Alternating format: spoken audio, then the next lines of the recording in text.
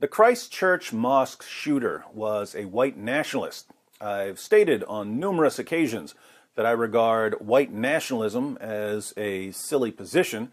I've been condemned by white nationalists for polluting my white bloodline because my wife is half Asian, which makes our 5 sons a quarter Asian. What I find most interesting in this discussion, however, is how so many people who condemn various forms of nationalism will praise Muhammad, who was a Muslim nationalist and an ethno-nationalist. I want to keep this video short, so let's look at 2 passages. If you'd like to go into more depth about Muhammad's ethno-nationalism and even ethno-supremacy, according to which his language and culture and religion would dominate the entire world, let me know. But for now, we'll focus on Muhammad's Muslim nationalism. Sahih Muslim, 4594. Jabir bin Abdullah said, Umar bin al-Khattab said that he heard the Messenger of Allah say, I shall certainly expel the Jews and Christians from the Arabian Peninsula until I leave only Muslims there. What kind of nation did Muhammad want? He wanted a nation made up exclusively of Muslims. Jews and Christians had to be expelled. Let's read another. This is from a section on wills. When Muhammad was on his deathbed after being poisoned by a Jewish woman, he issued his final commands. So we get to see what was most important to Muhammad. Sahih Muslim, 4232. It was narrated that Sa'id bin Jubair said, Ibn Abbas said, Thursday, and what a Thursday. Then he wept until his tears wet the pebbles. I said, O Abu Abbas, what about Thursday? He said, the Messenger of Allah took a turn for the worse. And he said, Come to me, and I will dictate for you a document, so you will not go astray after I am gone. But they argued about that, and it is not appropriate to argue in the presence of a prophet. They said, What is the matter with him? Is he delirious? Try to find out what he means. He said, Let me be. The state in which I am now is better. I urge you to do 3 things. Expel the idolaters from the Arabian Peninsula and reward the delegations as I used to do. Then he remained silent about the 3rd, or he said it and I was caused to forget it. So, one of Muhammad's dying wishes was for his followers to expel non-Muslims from the Arabian Peninsula. Again, what kind of nation did he want? He wanted a nation made up exclusively of Muslims. Everyone else had to be expelled. Christians, Jews, and polytheists had been living in Arabia for centuries, but they all had to convert or flee or be executed. Now imagine a politician today saying, we must expel Muslims from our country and leave only non-Muslims. He would be condemned as a racist and a bigot and an Islamophobe. But Muhammad, who is the pattern of conduct for all Muslims, demanded as his dying wish that his followers expel all non-Muslims from the nation. What does that make him? It doesn't make him anything, because Muhammad always gets a free pass.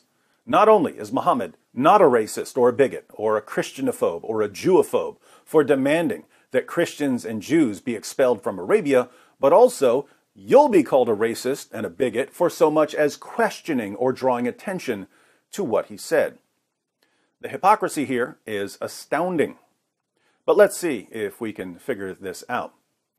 Those of you who gladly condemn people for saying, this nation is for my group only, but have no objection whatsoever to Muhammad saying, this nation is for my group only, why the inconsistency? Why the double standards? I think I know why. There are 2 different categories of hypocrites here, with 2 different reasons for their hypocrisy. First, there are Muslims who are blasting white nationalists and other kinds of nationalists for their bigotry or xenophobia. These same Muslims wouldn't dream of condemning Muhammad for being a Muslim nationalist and an ethno-nationalist and an Islamic supremacist. Why? Because Islamic supremacy is built into the fabric of Islam. They just don't see the inconsistency as a problem. A white nationalist is wrong for claiming that white people should control a nation because a white nationalist has no basis for making this claim. But a Muslim nationalist isn't wrong for claiming that Muslims should control a nation because Muslims have been ordered to expel non-Muslims by their prophet who has a stamp of approval from Allah. So the inconsistency is part of Islam. Second, there are non-Muslim leftists who are blasting white nationalists and other kinds of nationalists for their bigotry or xenophobia. Like Muslims, these leftists wouldn't dream of condemning Muhammad for being a Muslim nationalist or an ethno-nationalist or an Islamic supremacist, but their reasons for the inconsistency are different. The main reason leftists don't apply the same standards to Muhammad that they apply to any random white nationalist is that leftists are undercover white supremacists. They're white supremacists who don't realize that they're white supremacists. They don't apply the same standards to Muhammad or to other Muslims that they apply to white Westerners because they believe that Muhammad and Arabs and Pakistanis and Afghanis are inferior to white Westerners and that they're completely incapable of living up to the moral standards of white Westerners. So they give Muhammad, Arabs, Pakistanis, and Afghanis a free pass when they break the rules. Leftists view non-whites as their pets. You don't hold your pets to the same standards that you hold human beings to. Now, think about the clash here. There are Islamic supremacists and white nationalists and white supremacist leftists and all kinds of other groups. People from all of these camps are demanding action against the other camps. How does this not end in a bloodbath? We hope that Islamic supremacists will realize that they're following the most obvious false prophet in history.